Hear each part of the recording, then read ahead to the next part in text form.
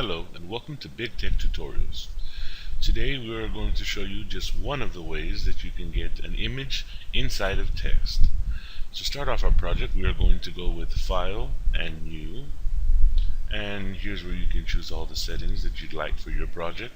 In my case, I'm going to print something on a sheet of paper, so I'm going to go ahead and choose letter, regular size paper, and hit OK.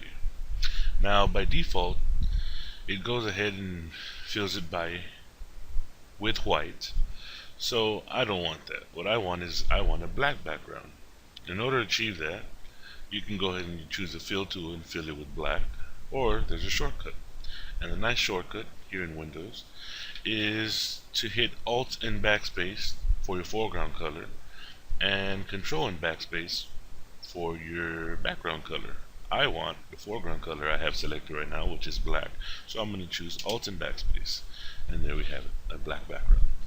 Now to bring in my image, I'm going to go on over to File and Place, and here's a picture of some ice cubes, which is what I'm going to be working with today. So I'm going to go ahead and double click, and it will bring it in on the screen. Now since I'm bringing it in just now, it will allow me to resize it, which is what I want to do. And I'd say about that size is fine for my project. I'm going to put it pretty much as close to center as I can, and you can go ahead and hit this check mark here, and that will accept your placement. Now that we've accepted our placement, we are going to apply our text. And what you want to do is come on over here to this T, click and hold, because by default you more likely will have this horizontal type tool selected. So you're going to scroll down to where it says horizontal type mask tool, which is what we want to use today, and click on that. Now that you have it selected, I recommend you go ahead and choose a font that you want to use. I today am going to use Impact, since it is a nice thick font, and the thicker that you have your font, obviously the more of the background that is going to show through. So there's sample. I went ahead and chose a font size of 300, which I think is nice for my project, and I'm going to go ahead and select here. Now don't worry about your placement now, because as soon as you're done typing, you will be able to move it into place wherever you like. So I am going to type out ice. It looks pretty nice. Now remember, I told you we will be able to reposition this, and we will. And to do this, you do not have to go on over to the move tool. While in the type tool, you can just move away from the text slightly and it will turn into the move tool, and you can place ice where you'd like it. And I say about there, it looks decent. And you can do two things to accept it, one or two things.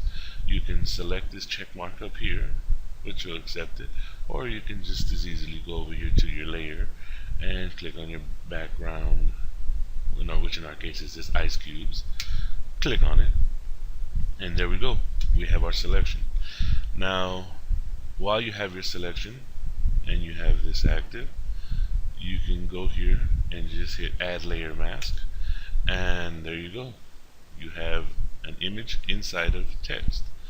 Now some of you may say, well, I didn't like the placement. I think I could have done a better job. There's no need to do it all over again. All you have to do is break this link here, which is just locking these two together so that you're able to move everything as one. And if you break it and go to your move cursor, of course at this point you do need your move tool, so you can either click here or hit the V on your keyboard. I am going to click here since I am already here. Alright, and with my layer mask selected, I am going to be able to move the text around. But let's say you had it center, just about as perfectly center as you could, and you didn't want to move that, but you didn't like the positioning of the background. Well, that's fine. Click on the background here in the layers panel, and you can now move the ice around.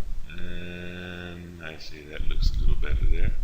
Alright, once you're done, click in the center there to reapply the link, and you're good to go.